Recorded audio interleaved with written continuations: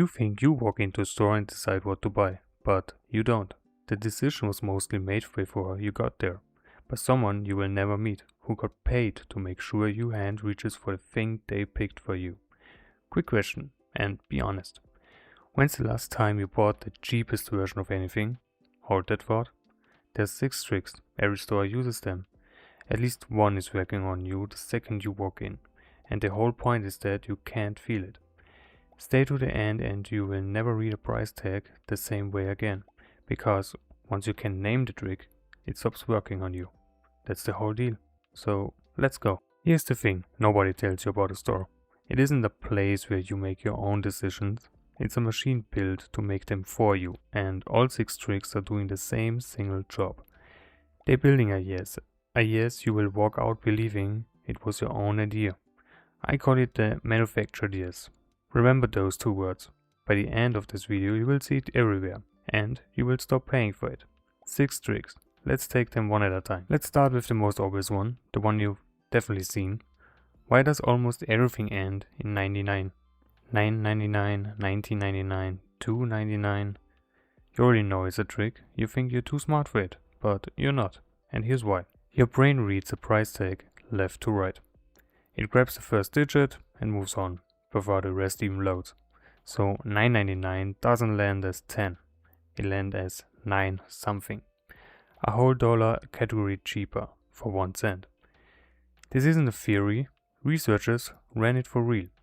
In one famous test, the same item sold more copies at $39 than it did at $34. Read that again.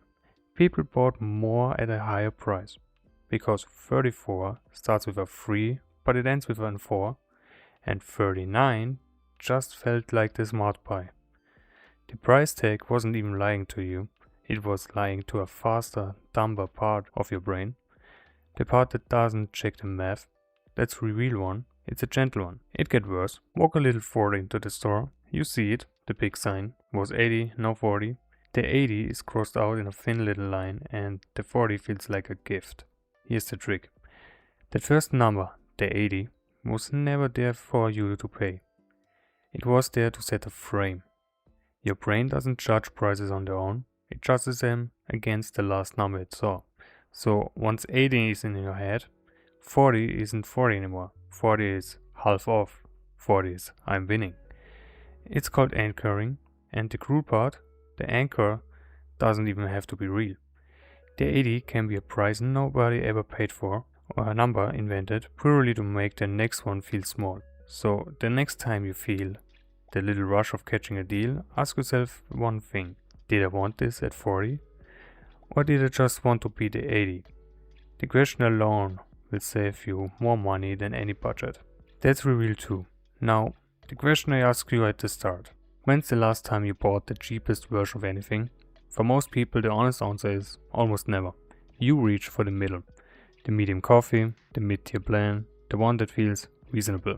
You think that's you being sensible. But it's not. There's very often a third option on that shelf that exists for one reason only. Not to be bought. To make the option next to it look like the obvious choice. Picture 3 sizes. Small for $3, large for $7. You hesitate. 7 feels like a lot. So they add a medium, $6.50. Suddenly the large is only 50 cents more than the medium. And the large feels like a steal. The medium was never meant to sell. It's a decoy. It's there to push you up to the thing they wanted you to buy the whole time. Researchers have shown this again and again. Add a worse option and people stop comparing price to value and start comparing the option to the decoy sitting next to it. The sad cheap option in the corner, it looks sad because it was designed to. So you would feel smart choosing the one above it. That's reveal free. That's the answer to the question. But here's where it stops being about the shelf and starts being about the whole room. Step back. Look at the whole store. You think it's laid out for your convenience? It isn't. It's laid out for your wallet. The milk, the thing you actually came for, is at the back. Not by accident. It's at the back, so you have to walk past everything else to reach it. The expensive brands sit at eye level, right where your hand falls. The cheap ones live on the bottom shelf, where you have to bend. The end of every aisle, that little display, isn't even a real sale or half the time. It's just a spot where you've most likely grab something you didn't come for. This has a name too. It's called choice architecture. The store isn't selling to you, it's routing you. And riding shotgun with all the tricks in the building. The little sign that says only 2 left or sale ends tonight, that isn't about the stock, it's about your clock. Scarcity short circuits the part of you that would have said, let me think about it, because thinking about it exactly what they can't let you do. That's reveal number 4 and 5. And then this last one, the one I actually find a little bit mean. Here's the coolest one of all. The best stores don't just trick you into buying, they make you do part of the work. And then they let you fall in love with your own effort. They build it yourself furniture, the self-checkout, the customize your own anything. When you put labor into something, even a little, your brain values it more. Not because it's better, because you touched it. Researchers literally named this after the furniture store IKEA. The wobbly shelves you assembled sweating on your living room floor. You would defend that thing over a nicer one you could have just bought, because it's not a shelf anymore, it's yours. So now look back at all 6. The price that lights into your eyes, the number that rigged every other number, the decoy that pushed you up, the route that walked you past everything, the clock that wouldn't let you think, and the labor that made you fall in love. 6 tricks, 1 job. The manufactured yes. And here's the part I actually came here to say.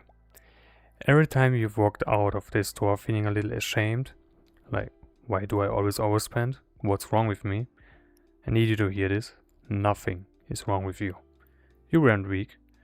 You were standing inside a machine built by people whose entire job is to manufacture your yes.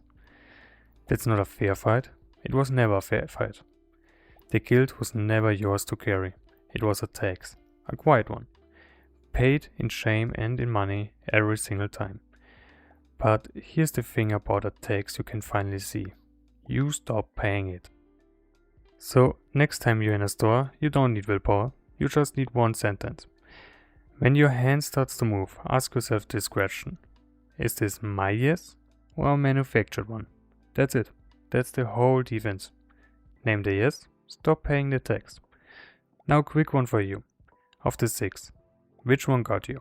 The 99, the crossed out price, or the middle option? Tell me in the comments. I want to know I'm not the only one. Next week I'm showing you the trick that takes your money while you're asleep, and why you've already forgotten you agreed to it. Subscribe and stop paying the brain tax. I'll see you there. Bye.